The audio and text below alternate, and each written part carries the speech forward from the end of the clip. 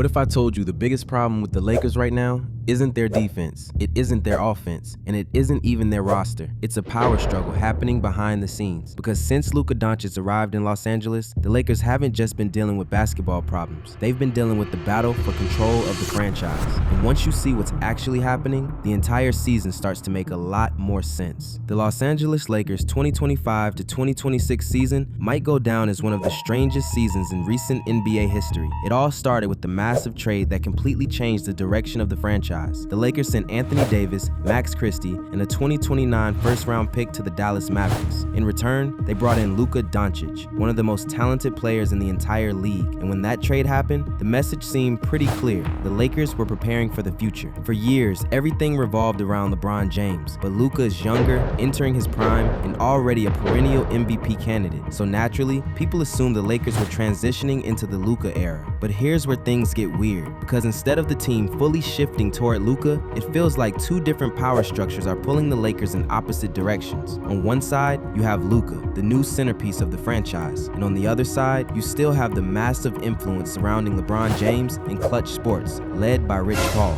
And right in the middle of all of this, head coach JJ Redick. Now remember, Redick and LeBron already had a long media partnership before Redick even became a coach. So from day one, we all knew where his allegiances lies. So when you watch the games, shit starts to make sense. Because the criticism around Luka has been constant. You hear about his defense. You hear about him arguing with referees. You hear about his pace of play. But here's the thing. LeBron has done many of those exact same things throughout his career, and the reaction is completely different. Luka plus AR-15 chemistry works. The spacing works. The offense flows better. But when you start plugging in different rotations, especially ones that revolve around LeBron, the effectiveness of those lineups sometimes drops. And when a team trades for a generational star like Luka Doncic, the expectation is that the system will eventually start revolving around him. The problem is, that transition doesn't seem to be happening. And until the organization fully commits to one direction, this tension is probably going to keep hanging over the entire season. Because right now, the Lakers don't just have a basketball problem, they have a power structure problem. Before we can even talk about what's happening on the court with the Lakers, we have to go back to the moment everything really started, the hiring of JJ Redick. Because this is where things begin to get a little unusual. JJ Redick took over as head coach of one of the most famous franchises in sports, the Los Angeles Lakers, without ever coaching a single professional game before. No years as an assistant, no time developing under another head coach, nothing. The hiring wasn't his coaching resume, it was his relationship with LeBron James. The two had built a strong connection through their podcast, Mind the Game, where they broke down basketball strategy, plays, and philosophy. At the time, Darvin Ham was already on the hot seat as Lakers coach. When the current coach is struggling and the superstar player suddenly starts doing tactical breakdowns with someone who later becomes the next coach, it doesn't exactly look like a coincidence. And that perception created a problem for Redick before he even coached his first game. Because in the NBA, credibility inside the locker room is everything. Players might start questioning every decision. Is that coming from the coach or is that coming from LeBron? And once that kind of doubt creeps into a locker room, it can spread fast. I don't think it's much of a stretch to call JJ Redick a puppet coach. When the team drafts Bronny James and then showers what might be the worst player in the league with non-stop praise, it kind of gives the act away. Yet the situation put Redick in an awkward position, because when you're coaching the son of the most powerful player in the league, every rotation decision becomes political, and that's a tough spot for any first-time coach to navigate. Then there's the pressure of the Lakers' job itself. This isn't a small market team flying under the radar. Every lineup decision,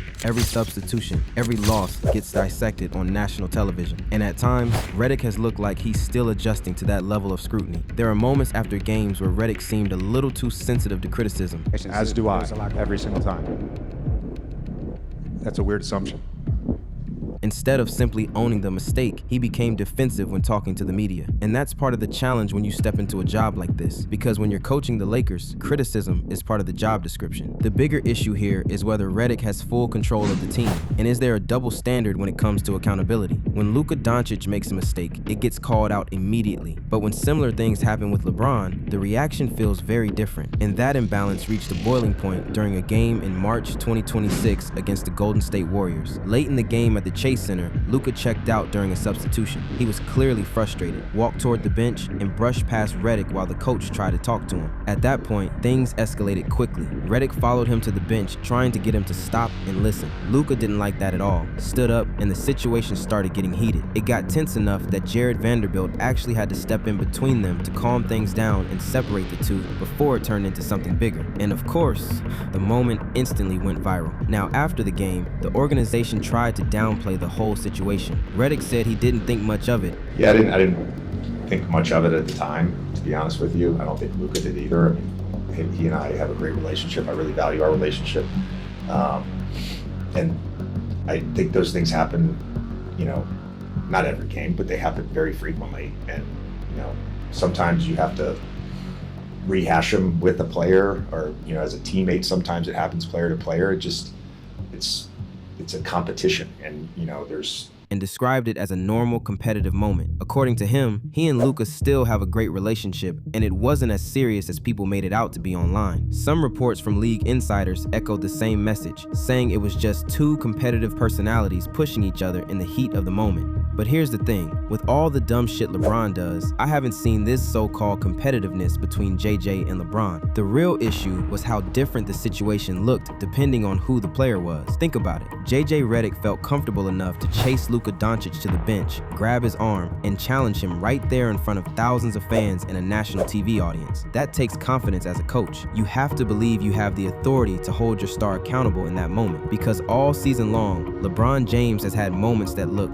very similar. But despite those moments, we've never seen Redick respond to LeBron the way he did with Luka. You don't see Redick running down the sideline confronting him. You don't see him grabbing LeBron's arm on the bench. You don't see the same kind of public challenge. And that's where the obvious double standard starts to show itself. Because if Luka is supposed to be the new cornerstone of the franchise, holding him accountable makes sense. But if the same standards aren't being applied across the board, it starts getting noticed. Right now, it looks like Luka is being coached hard, while LeBron is being managed. And that difference says a lot about the real power structure inside the Lakers organization. Luka isn't represented by Clutch. He's represented by Bill Duffy and WME, one of the most powerful agencies in sports. And suddenly, the days of Clutch controlling the Lakers might be over. Because if the Lakers really are transitioning into the Luka era, that means a lot of power structures that existed during the LeBron era are suddenly being challenged. And that's where the media conversation around Luka starts to get interesting. Over the last year, you've probably heard the same criticisms repeated again and again. Luka slows the ball down. His teammates just stand around. He complains to referees too much. Sound familiar? Which brings us to Max Kellerman, who, interestingly enough, co-hosts the Game Over podcast with Rich Paul. Kellerman has gone after Luka's style repeatedly, even joking that if Luka ever got a statue outside an arena, it would be him standing there complaining to referees with his arms out. Now look, Luka definitely argues with officials. Nobody is denying that. But here's where things get a little ironic. LeBron is the biggest crybaby in the league, and yet the media criticism seems to focus much more heavily on Luka. This bad Luka narrative didn't just appear randomly. It's a pattern where everyone gets criticized but LeBron, because the last target in this whole situation was Austin Reeves. Now, if you've watched the Lakers this season, you already know Reeves has been one of the biggest success stories on the roster. Undrafted player, worked his way up, and now he's producing at a really high level, which makes what happened next even stranger. On the Game Over podcast, Rich Paul publicly suggested the Lakers should trade Austin Reeves to Memphis for Jaren Jackson Jr., arguing that the team needed more defense if they were building around Luka. Now think about that for a second. The agent for LeBron James went on a public podcast and floated a trade involving one of the Lakers' best young players. That almost never happens in the NBA. And if you look at the basketball side of things, you can kind of see why. Because when Luka Doncic and Austin Reeves share the floor without LeBron, the numbers are incredible. According to lineup data, that duo has outscored opponents by almost 18 points per 100 possessions. That's elite. The offense moves faster, the spacing works better, and both players thrive in the pick and roll. But when you put all three,